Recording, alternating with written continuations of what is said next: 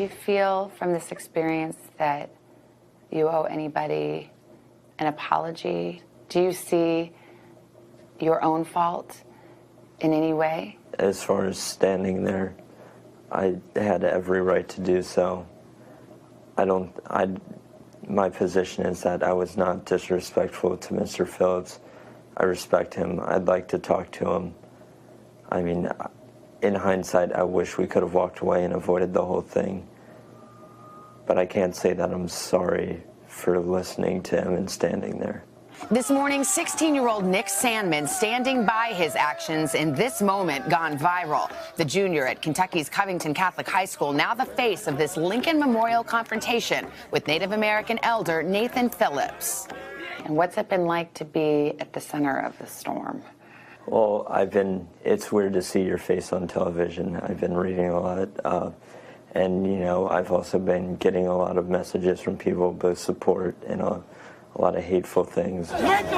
Sandman and dozens of his classmates had just finished attending an anti-abortion March for Life rally when they converged with 5 Hebrew Israelites, a radical movement that is growing more militant, according to the Southern Poverty Law Center. They started shouting a bunch of, you know, homophobic, racist, derogatory comments at us. What kinds of things did you hear them say? I heard them call us incest kids, bigots, racists.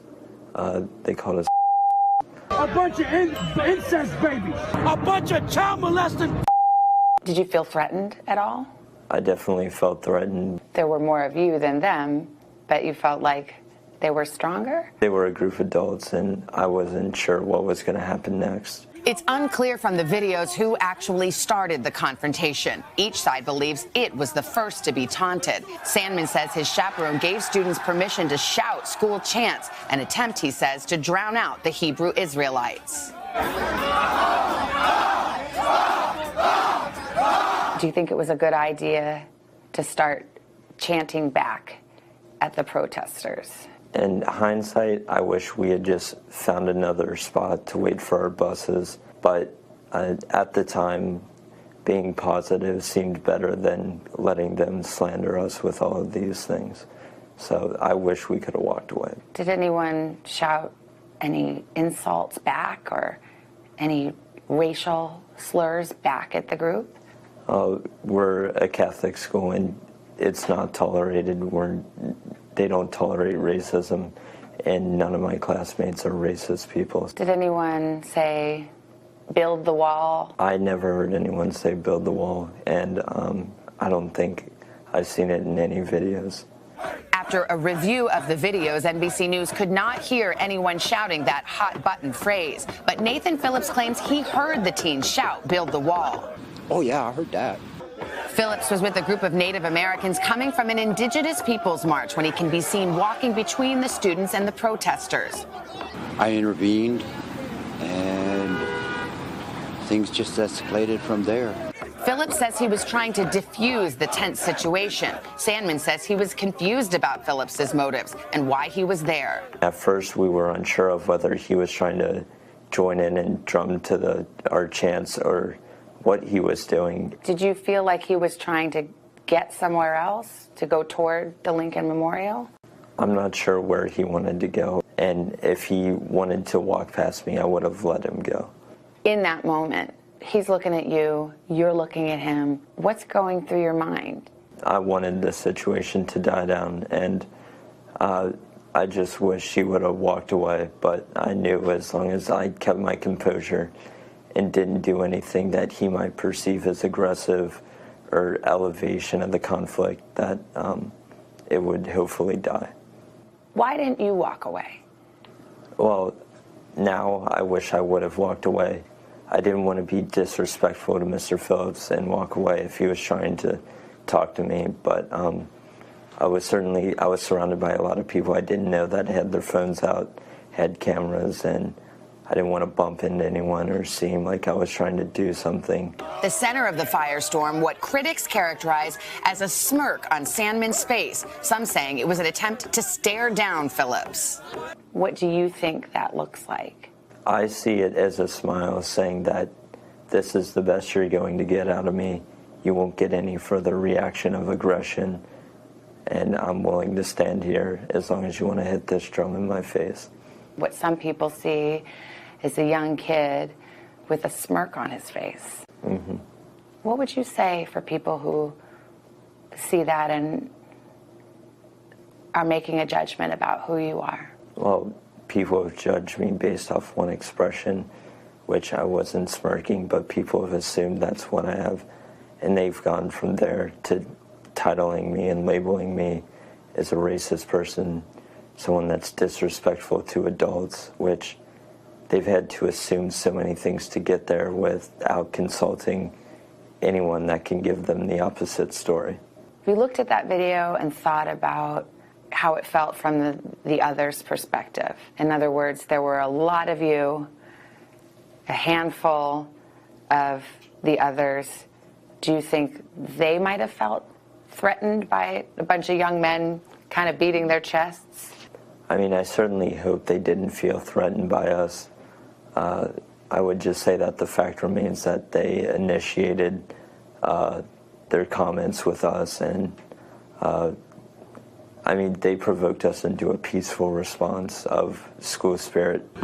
Sandman says he didn't see other students performing what appears to be a tomahawk chop. There's something aggressive about standing there, standing your ground. You both stood your ground, and it was like a stare down. What do you think of that now when you think about that moment? Oh, I would say Mr. Phillips had his right to come up to me. I had my right to stay there. Our school was slandered by the African Americans who had called us all sorts of things. As for those red Make America Great Again hats that some students were wearing, Sandman says he bought his that day from a street vendor in Washington. Do you think if you weren't wearing that hat, this might not have happened, or it might have been different? That's possible, but I would have to assume what Mr. Phillips was thinking, and I'd rather let him speak for why he came up to us. The conflict has caught the president's attention. He tweeted that Sandman and his classmates were treated unfairly and have become symbols of fake news. Sandman says he's appreciative of the president's tweets, but all the attention has taken a toll. What's this been like for you and for your family? It's been terrible. People have threatened our lives. Sandman says he doesn't want to live his life in fear, and he now hopes to come out of this with a deeper understanding of others. I have the utmost respect for Mr. Phillips. It's another person that freely used his First Amendment right, and I want to thank him for his military service as well, and I'd certainly like to speak with him. Well, as mentioned, we've interviewed Mr. Phillips a few times, but we invited him again now in light of this conversation. Yeah. So I think we're going to hear from him tomorrow on Today. There was actually a really interesting moment at the school yesterday where protesters came, and there was a moment where a young kid who was wearing that red Make America Great Again hat, and another Native American said, you know, maybe we should just sit down. These guys said, maybe we should just sit down and talk about it. They swapped phone numbers, and they agreed to have a meeting. It's nice to see a little thawing in those tensions, because you saw that moment, and it was also nice to hear from that 16-year-old whose face and that expression that he made for a lot of folks became a symbol of a lot of different things. It was good to hear from him for the first time since we had heard from Mr. Phillips. Well, it'll be good to hear from Mr. Phillips. Situations you actually have video, so people are certainly free to make their own judgments about what they think happened there. By the way, it was an adult in that video. I thought it was a student, but it was an adult who was there. I want to start off by giving all praises, honor, and glory to Yahweh, Bahashim Yahweh Shai, double honors to the apostles and the elders of Great Millstone. Salutations to the elect scattered abroad throughout the four corners of the earth. My name is Amon Gabar, back with another lesson. Lord willing to edify and to feed the lamps of Yahweh, Bahashim Yahweh Shai, through the Holy Spirit of Kakwadash. And Lord willing, this will be an edifying lesson. All right, now this is more update, all right, on this incident, you know, basically with the Hebrew Israelites going viral, all right, the so-called Native American and the Edomite confrontation that took off in the news. And this video was sent to me by Elder Apostle Aramlab, you know, not too long ago. You know, I checked it out, and all I can say is, you know, things about to go down. You know, things about to go down big time. And you seen the video. That was the video. More than likely, I'll include the entire video, which you probably seen already. But I want to speak on about maybe 1 minute and 40 seconds, 44 seconds or something, a little under 2 minutes about this video. All right, now Esau is definitely doing something. All right, Esau is definitely doing something. And if you out there, if you people out there just think that this is all just happening, this is all, just yay, pull up boys, doing anything again, or whatever the case is, this is bigger than that, man. This is way bigger than that. All right, this is big, and this is not just about one group. All right, this is about all Hebrew Israelites. All right, if you call yourself a Hebrew Israelites, this pertains to you. All right, again, if you call yourself a Hebrew Israelite, this pertains to you, and the things that are about to befall Israel pertains to you, and I'm gonna show you that. Let me play this video first and commentary on about a few minutes of it, because some things were said, that were alarm, ringing a bell, I should say. Do you feel from this experience that you owe anybody an apology? Do you see your own fault in any way? As far as standing there, I had every right to do so. My position is that I was not disrespectful to Mr. Phillips. I respect him. I'd like to talk to him. I mean, in hindsight, I wish we could have walked away and avoided the whole thing. But I can't say that I'm sorry for listening to him and standing there.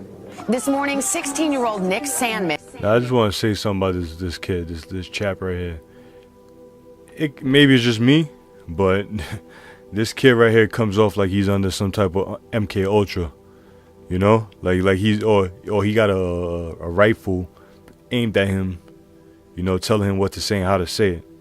All right, because something about this kid is rubbing me the wrong way. All right, you can go back and play the video for yourself and see what I'm talking about. I'm not gonna play it, that's what the video is for. But you can go back and play it and look at it and analyze this kid, analyze his speech, analyze his whole demeanor, and then look at him when he's, on set. I'm gonna say on set. Sorry for listening to him and standing there. This morning, 16-year-old Nick. You see the difference? It's like he have no life in him, which he's an Edomite. Most Edomites, they don't got that flavor anyway, but that's besides the point. But you can tell the difference between how he is now here and how he is when he's sitting down giving his speech. All right, that's just something I picked up.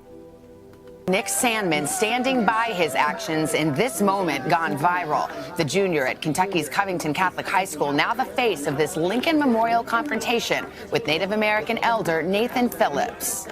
And what's it been like to be at the center of the storm? Well, it's weird to see your face on television. I've been reading a lot, and I've also been getting a lot of messages from people, both support and a lot of hateful things. Sandman and dozens of his classmates had just finished attending an anti-abortion March for Life rally when they converged with 5 Hebrew Israelites, a radical movement that is growing more militant, according to the Southern Poverty Law. Hebrew Israelites, a radical movement that is growing more militant, according to the Southern Poverty Law Center. And this is the news. This is news, NBC News. All right, this is the media. All right, media means middle. Okay, media means middle. So the news is the middle between the people, the world, and the elites. All right, the media, that's them. Whatever the elites want, they pass it down to the people in charge of the media, and the media sends it out to you people. All right, now this is what's being sent out to the people. Hebrew Israelites. And remember, all eyes are seeing this. All eyes are seeing this. And when I say all eyes, I mean all eyes. Okay? This is big, all right? This is hitting the news, on all levels. I'm going to play that again. Hebrew Israelites, a radical movement that is growing more militant, according to the Southern Poverty Law Center. All right. Hebrew Israelites, all right? Notice they didn't say black this time, but Hebrew Israelites, that's a radical group. They call us a radical group. All right, now these are the guys in the picture But when they say Hebrew Israelites, best believe they're referring to all of us. All right, let's look up the word radical. All right, because this is how the world is now viewing, you people. All right, particularly the Hebrew Israelites. Okay, radical, especially of change or action relating to or affecting the fundamental nature of something far-reaching or thorough. All right, some synonyms are thoroughgoing, thorough, complete, total, entire, absolute, utter, comprehensive, exhaustive, sweeping, far-reaching, wide-range, extensive, profound, drastic, severe, serious, major, desperate, stringent, violent, forceful, rigorous, draconian. All right, that's the definition of radical, and that's what they're calling the Hebrew Israelites, radical. And also she says a militant group, a growing militant group. She put it out there, according to the Southern Poverty Law, all right, the Hebrew Israelites are a growing militant group. They're growing more militant. And people who don't know us, that would strike fear to them. Let's say, for example, somebody who never, because we're through the Spirit, the Lord had been publishing this truth throughout the four corners of the earth via YouTube. Now it's on TV. All right? Not all people are hip to the internet. You probably got old people that don't even know about the internet, certain people, etc., etc. There's a few exceptions. Now, for people who don't know or never heard about the Hebrew Israelites, when they see this, that's going to strike fear in their heart, man. All right? That's going to strike fear in their heart. All right? Which, that's in the scriptures too. All right? That's in the scriptures that when they, in Ezekiel, they stood upon their feet. All right? But that's going to strike fear in their heart, and they're going to feel the need to retaliate. In other words, what I'm saying, the elites is putting it out there that the Hebrew Israelites are aggressive, all right, and growing more militant. What is the word militant? Because words are important, man, all right? Regardless if you hear it all the time and you use it here and there, but you actually got to look it up. Militant, combative, and aggressive in support of a political or social cause. The typical favoring extreme, violent, confrontational methods. That's militant. And that's how the entire world is now looking at the Hebrew Israelites. All right. And to be honest with you, this is all lining up with prophecy. It got to happen one way or another. And this have happened before in the past. All right. This have happened before in the past, and I'm going to show you that. All right. But this all has to happen. This is going to happen, and this is all, according to prophecy. All right. Now let me play this off, finish it off, and then I'm gonna get the scriptures. According to the Southern Poverty Law Center, they started shouting a bunch of, homophobic, racist, derogatory comments at us. What kinds of things did you hear them say? I heard them call us incest kids, bigots, racists. They called us a bunch of incest babies, a bunch of child molesting. Did you feel threatened at all?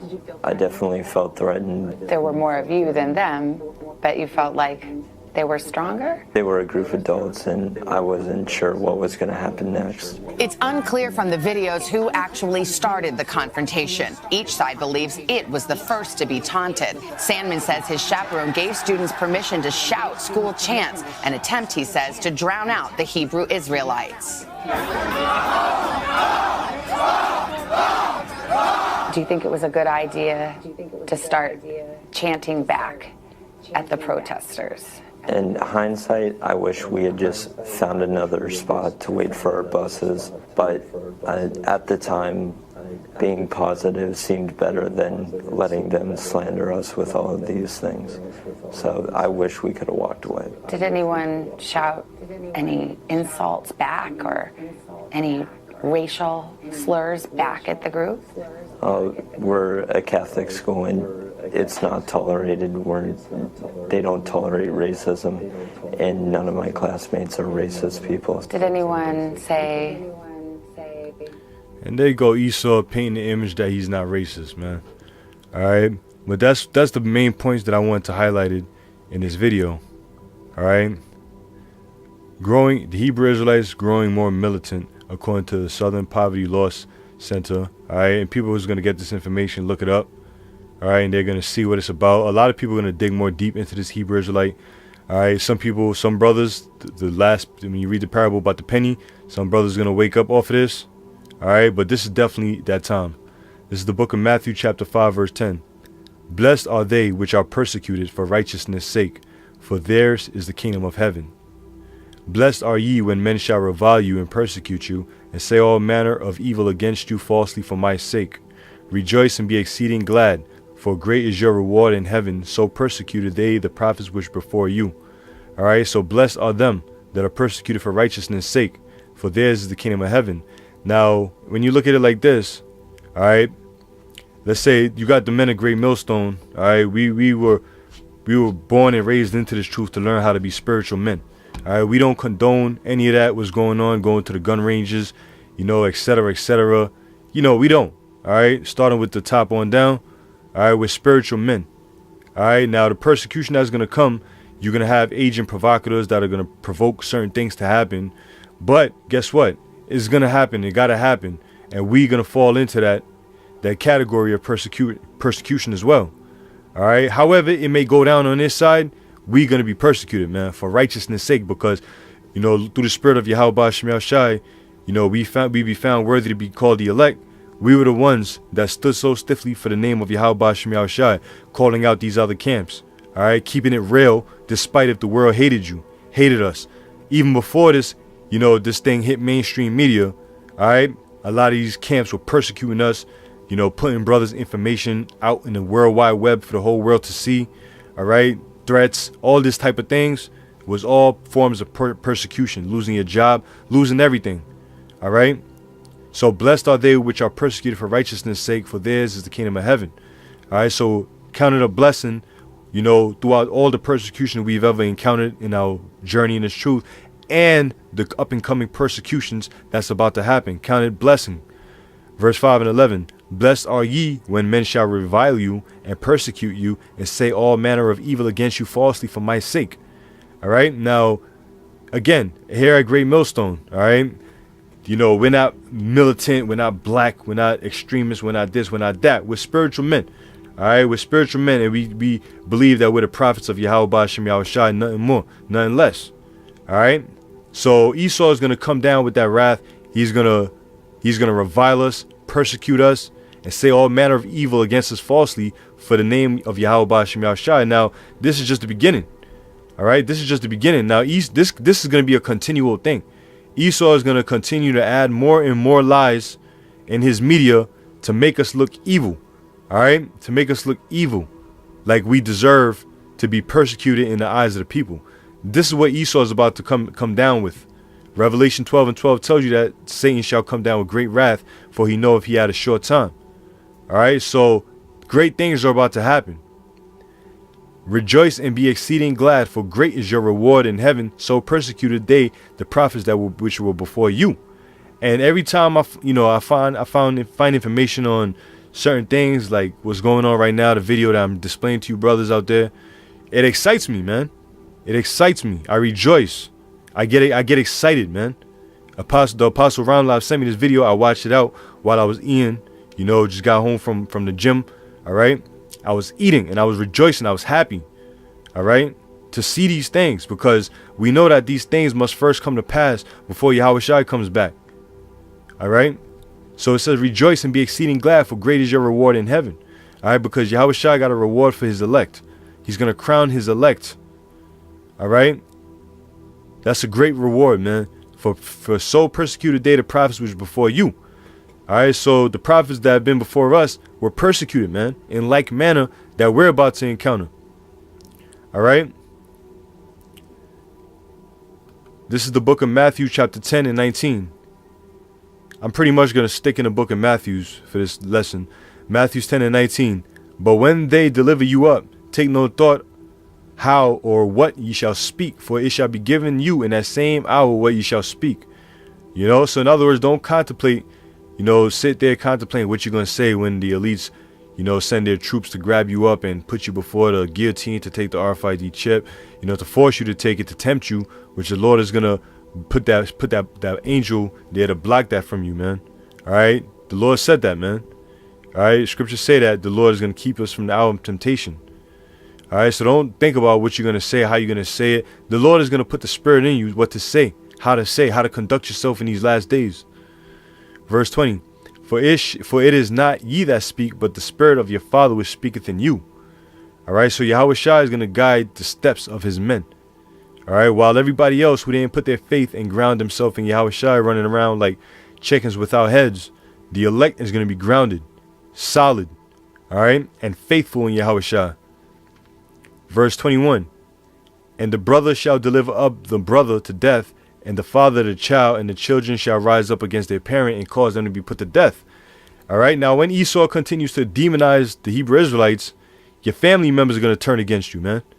Your family members are going to turn against you. You know, for some, your family members already hated you. All right, when you became a Hebrew Israelite, you know, they hated you, but then now they got a reason to give you up to Esau. You know, Esau going to put it out there that, you know, you committed a terrorist act. You know, you were a child molester. You was this, you was that. You know, you want to kill white people. You know, you want to kill black women. Esau is going to put all of that out there eventually. All right. And then your brother is going to look at you all sideways. Your physical brother going to look at you all sideways. All right. Your children, your parents. All right. Verse 22 says, and ye shall be hated of all men for my name's sake, but he that endureth to the end shall be saved. Okay. Now the time is coming. Now we're already hated. We already hated. But the more people that's going to know about us is the more they're going to hate us. The more people that's going to hate us. And that's fine because this is in the scriptures. All right, we are being hated for Yahweh Shai's sake. So this is beautiful, man. Count it all blessing. This is the book of Matthew chapter 24 and 3. And as he sat upon the Mount of Olives, the disciples came unto him privily, saying, tell us, when shall these things be? And what shall be the sign of thy coming, and of the end of the world? And Yahweh Shai answered and said unto them, take heed that no man deceive you. For many shall come in my name, saying, I am the anointed, I am the anointed. All right, which is to say Christ. All right, the anointed, Hamashiach, and shall deceive many. And ye shall hear of wars and rumors of wars. See that ye be not troubled, for all these things must come to pass, but the end is not yet. All right, so we are hearing of wars and rumors of wars. All right, in the news is nothing but war. Every day in the news, there's a new article that pertains to World War III. All right, so these are rumors of wars. Okay, in other words, speeches and talks of certain wars taking place, but the actual war is yet to come. All right, so see that ye be not troubled, for all these things must come to pass, but the end is not yet. For nation shall rise against nation, and kingdom against kingdom, and there shall be famines and pestilence and earthquakes in diverse places. And all these things are happening. If you're paying attention, you will see that. All these are the beginning of sorrows. Verse 9, it says, then shall they deliver you up to be afflicted, and shall kill you, and ye shall be hated of all nations for my name's sake. All right, so in these end times, we're hearing of wars and rumors of wars. This has been happening for a while. We're seeing nation rise against nation, famines, plagues, pestilence, and earthquakes in diverse places. Now this is the part that's to come. Then shall they deliver you up to be afflicted. The time is coming where we are about to be delivered up to be afflicted, brothers. You know, myself, you know, starting with the apostle Tahar on down. All right, because these are men that have been laboring in the truth and giving Esau nothing but hell. Best believe that they're at the top of the list. All right, and we're on that list too, and we count it all joy. We count it all joy, man. That's why the scriptures say knowledge and wisdom shall be the stability of thy times and the strength of salvation. Isaiah 33 and 6. All right, the Spirit of the Lord is going to keep you grounded in this day. That's why it's important to build your faith. Build your faith in Yahweh Ba'ashem Yahushua, man. Build it. It says, then shall they deliver you out to be afflicted, and shall kill you, and ye shall be hated of all nations for my name's sake. Yeah, some of us are going to be put to death. Some of us are going to get killed. All right, some of us are going to get put to death, man. And then shall many be offended, and shall betray one another, and shall hate one another. All right, when some of these things start happening, some guys are going to try to leave the truth. Try to deny Yahweh Shai, man. All right, when they start seeing this persecution, you know, men that are not grounded, when Esau start, you see how Esau's putting the news out there. Let's say Esau starts saying all types of wild, crazy shit. Some men might get offended. Some men will get offended. All right? Some men will get offended and just hang up the garment, so to speak. Okay? And it says, and many false prophets shall rise and shall deceive many. Now, even amongst Israel, you got false prophets, man. All right? False prophets, fake prophets, not sent by Yahweh Shah, man, have risen up and deceiving many. All right? To deceive many.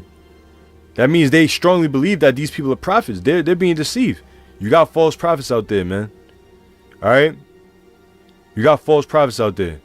Now, check this out.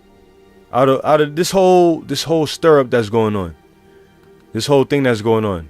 How many Hebrew Israelite groups have actually made countless videos, or even a couple videos, let's say, just to be fair?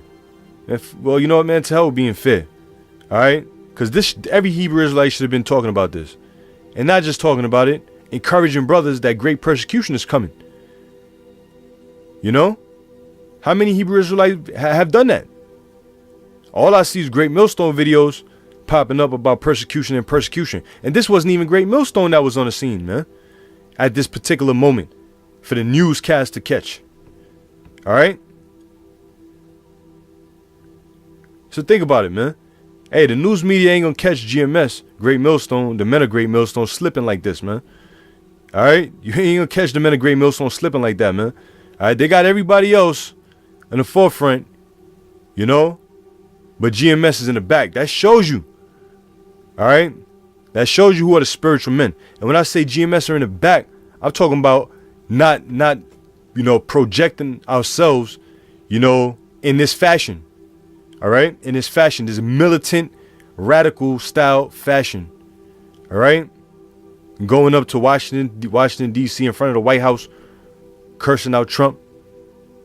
All right? The Lord commanded us to go out on the highways and byways and bid many to the marriage. That's it. To give diligence to make our call and election sure.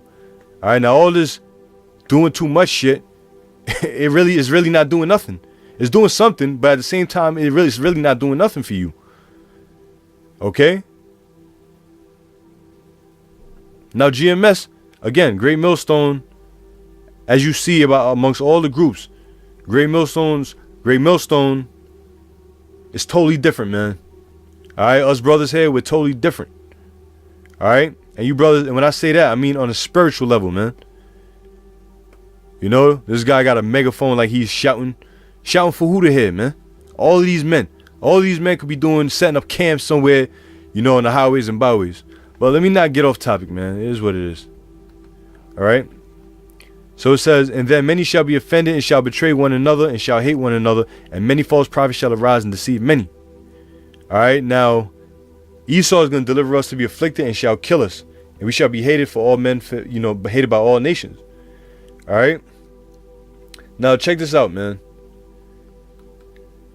All right. Now, a lot of brothers already know this part of the history, but I want to bring it out again, man, because, this is what's going to happen again. All right. Now, this is, let me minimize that into the box. This is Nero. All right. Nero Caesar persecutes the Christians, which the Christians were Hebrew Israelites. All right. In Rome, 64 AD. A generation after the death of Yahushua, Christianity had reached Rome in the form of an obscure offshoot of Judaism, all right, popular among the city's poor destitute. All right, Judaism, all right, pretty much, our nationality, all right, Hebrew Israelites. Members of this religious sect spoke of the coming of a new kingdom and a new king, Yahushua, and the kingdom of heaven. These views provoked suspicion among the Jewish authorities, who rejected the group, and fear among the Roman authorities, who perceived these sentiments as a threat to the empire.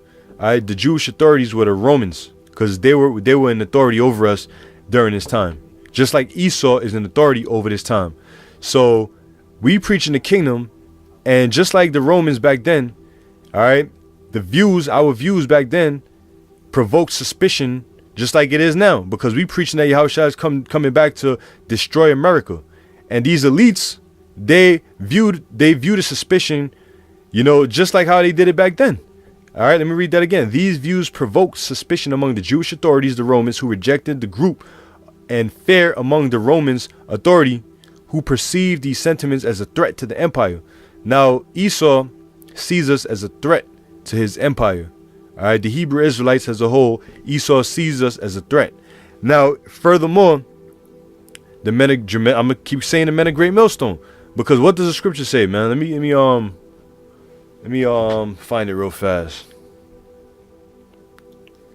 I know it's in Isaiah. It's in Isaiah. I believe it's Isaiah 59.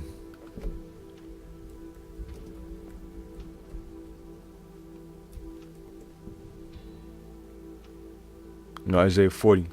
I just want to bring this out real quick. The elites notice. This says, Isaiah 40:31. But they that wait upon the Lord shall renew their strength, and they shall mount up with wings as the eagles. They shall not run and not be weary, and they shall walk and not faint. All right, and I bring this out to say that who's waiting on the Lord? All right, the men of Great Millstone. All right, and brothers out there that's affiliated and teaching the same doctrine of Yahweh Shah as we do. All right, starting with the apostles on down. All right, these are the men that's waiting on the Lord. You don't see us going to gun ranges, practicing our aim when it comes time for the elites to come kicking your door. We're not doing that. We're gonna strictly wait on Yahweh Shai to renew our strength. And guess what? The elites, they know this. They know that we're waiting for the Lord, man. So really and truly, we're the ones that they fear the most, because we're the one that the Lord is gonna renew our strength. Because why? We're waiting on the Lord. These other guys seem to be getting very impatient, man. I'm just calling it like it is. They don't seem to be wanting to wait upon Yahweh Shai, man. First of all, Nate and them, they pretty much over there talking about a future in America. So they out the question. IUIC, HOI, and these other cats going to gun ranges, man. These groups don't seem like they're waiting on Yahweh Shai, man. That's why I bring this out. So let me go back to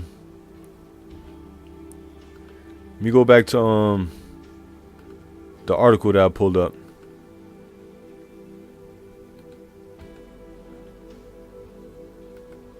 All right.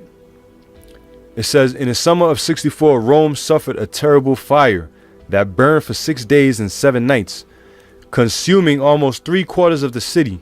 The people accused the Emperor Nero for the devastation, claiming he set the fire for his own amusement.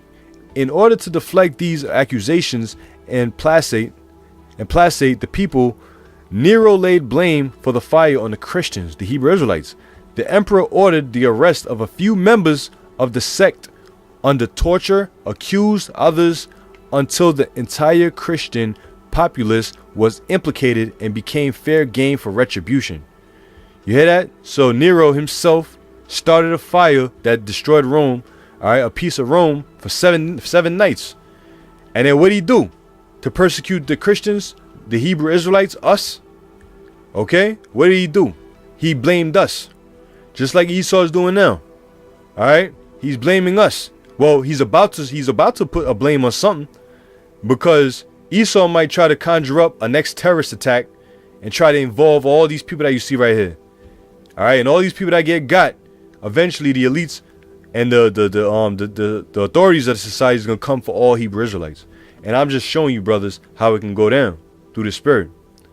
All right, just like Nero did. Okay. Now check it. It says the Emperor Nero arrested a few members of the sect under torture, accused others. All right, so he arrested those, probably the main top ones that was given hell. All right, accused others, other brothers that were given hell, until the entire Christian populace was implicated. So eventually, all the Hebrew Israelites were implicated, or in other words, accused of setting that fire, showing you that all Israelites are going to be persecuted and became fair game for retribution, as many of the religious sect that could be found were rounded up and put to death in the most horrific manner for amusement of the citizens of Rome. All right, yo, Everything is reincarnated, man. And we watching the prelude of this particular incident happening right now.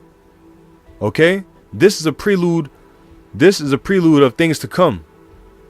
All right, this right here is a prelude of what I'm reading now. All right, because we know persecution is going to come. We read it in Matthew 5, 10, and 24. And there's many other scriptures, but those are the ones I just want to bring out in this lesson through the Spirit. Okay? It says the ghastly way in which victims were put to death aroused sympathy among many Romans. Almost most felt their execution justified. All right? This is the book of Revelation 2 and 10. Fear none of those things which thou shalt suffer. Behold, the devil shall cast some of you into prison, that ye may be tried, and ye shall have tribulation 10 days. Be thou faithful unto death, and I will give thee a crown of life. So the Lord is telling us, man, the things that are written aforetime are written for our learning. All right, so dig this into your mind, as I am digging it into my mind right now, and Lord willing will continue to do so. Fear none of these things which we're going to suffer, man, because we're going to suffer some shit. Behold, the devil, Satan, Esau, the elites, is going to cast some of us into prison. Concentration camps, prisons, same thing.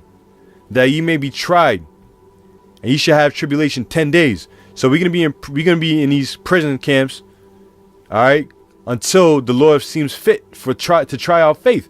But within this trial period, this tribulation days, don't give up the faith, man. Keep the faith. Stay faithful. Believe in Yahweh Shah. Meditate on the scriptures. Endure any afflictions that these Edomites are going to try to put on us.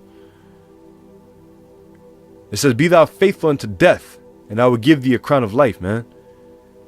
Be thou faithful unto death, and I will give you a crown of life. Be thou faithful unto death, and I will give thee a crown of life. And Yahweh Shai said that, man. Yahweh Shai said that, man. All right.